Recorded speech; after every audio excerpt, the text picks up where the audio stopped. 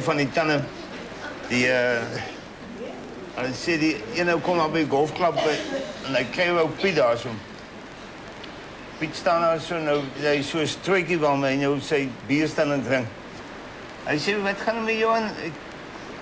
En hy kyk so om, toe is dit net drade, wat hy so deur sy tanden het. Hy sê, ek hoor, jy is raak geslaan met 'n golfbal op die baan. Hy sê, ja. Ek is met 'n golfbal in my bek geslaan. Hy sê, is daai Jacobus Visser wat my bent. Hy sê nie eers 'n vol opbetaalde lid nie. Hy het my met 'n golfbal in my bek geslaan.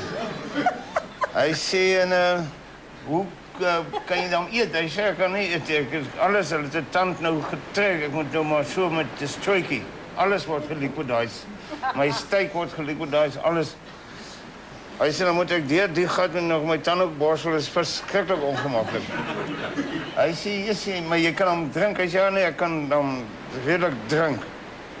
Hy sê, maar jy gehoor die Jacobus Visser wat jy so met die golfbal geslaan het, hy het met sy motorbike per ongeluk onder 'n bus ingejaag. Hy lê in 'n intensiewe eenheid in die hospitaal. Hy staan so, hy sê, dit is die ander ding van hierdie blinde drade, ou kan nie eens lekker lag nie.